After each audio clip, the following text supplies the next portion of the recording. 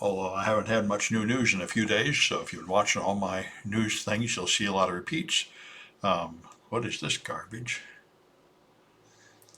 Huh.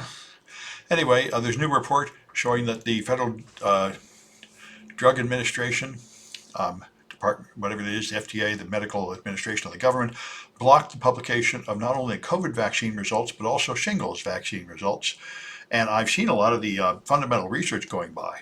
I mean, this COVID vaccine is extremely powerful and saves your life if you have COVID. And the shingles vaccine not only prevents you from getting shingles, but both of them, and for that matter, the flu vaccine, greatly decreased dementia, which, as the evidence has been piling up over the last couple of years, almost any vaccine lowers your chance of dementia, which suggests that a lot of what we regarded as normal age-related deterioration is actually some kind of low-level infections that these vaccines are preventing. Anyway, uh, our current administration consists of cynical, complete lunatics that make money by spreading misinformation, like medical quacks down through history, and they're suppressing actual medical information because they don't care who they kill as long as they make money. That's what RFK Jr. is doing. That's pretty much the whole current Nazi government. It's just a matter of abusing people that they cynically have contempt for, and that they don't have any intention of helping at all. They just lie to them and steal from them, and regard them as too stupid to take it, which is like the previous Nazis. It's arrogance and feeling that they're a superior race and they should just trample the rest of us into the ground. So this is the big news, boy. It keeps growing. Canvas got hacked, and first I thought it might only affect my students, but then I checked, and City College's official server is at instructure.com. I think all my colleges I teach at are. And today, the ransomware group of criminals that hacked Canvas, hacked Instructure, put up a list saying, here's the list of the 9,000 colleges that were affected. But Canvas has not officially made a statement listing the colleges, so it's not entirely sure which colleges were gotten.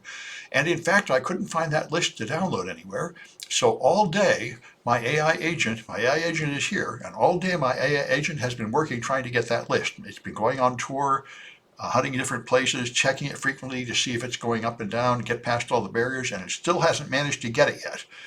I really appreciate an AI agent because I tried myself for a while, and then I asked the AI agent, and it immediately tried all the things I tried.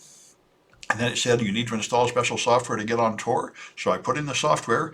Now it's looking through the dark web to try to find that list. Of course, if we do find the list that shows that criminals claim to have hacked City College, that doesn't really prove anything. And I don't think the City College administration will take any official action until they get an official response from Instructure about whether they really got hacked, because ransomware companies do lie and pretend to have hacked people they haven't sometimes. But anyway, if they've really done this, then I think every college in America probably will have to report it as a breach and to federal agencies, and you'll all have to be informed that your data has been stolen, which is what I imagine has really happened here. But like I say, it's not officially proven yet. But their ransom deadline is like tomorrow or something, so unless Instructure pays the ransom, I think you're all going to be getting breach notices pretty soon over the next couple of weeks anyway. Um, all right. And Utah has passed a very poorly thought out law. See, Utah wants to block children getting to pornography. They've wanted to do that for at least a decade, and of course that's quite reasonable. They're a Christian state, and they really don't think children should have access to pornography. I think most people don't think children should have access to pornography, so they want to age gate the internet. But the problem is the children will just use VPNs to get around it, going to another state that doesn't block it, so now they want to block VPNs. But how do you do that? Um, One technique, which I think is what they do in Russia, is they make it illegal, and then if they catch you using a VPN, they punish the end user. But what these guys want to do is punish the website. So every website has an obligation to make sure that people are not coming in through a VPN connection from Utah. And I wondered if this would apply to me, because I go to Utah and teach classes frequently. So I am going there where I'm subject to Utah state law. And as far as I can tell, my website is to some extent covered under this law, although I don't quite know what a covered site is. I thought the fact that I don't have any pornography on my website might protect me, and it might, but they say your website also cannot tell people how to use a VPN to evade restrictions, and I have several projects to show people how to set up a VPN. So arguably, perhaps my website is breaking this law, and perhaps if I go to Utah, I can be punished for it. So I'll be watching to see what becomes of this law. Also, by the way, even if you wanted to block the Utah visitors on your site who are coming in through a VPN, you can't tell. That's the whole point of a VPN. They will appear to come from the endpoint of the VPN, which is probably not Utah. If people are coming in through a VPN, how do you know that? I don't think there's any way to tell on that server. So it is asking people to do something impossible and punishing them for not doing it. So I would imagine it will not hold up in court, but it has not been tested yet. So servers, companies are all pretty sloppy with their data, which is why you really need to use a password manager and use a different password on every site, because the companies tend to get hacked and lose your password, or just put it somewhere stupid where anybody can just read it. And here, the thieves stole a bunch of credit cards and then they left it open so anybody could steal the credit cards. So this is criminals are, of course, even more obviously going to be sloppy with the data they steal. So GPS spoofing is increasingly happening. Russia's the main offender right now. They block GPS, so I think to make it difficult for airplanes and drones and ships to drive around accurately near places that are conflict zones. But it can happen anywhere. It really doesn't take a powerful radio or a lot of know-how.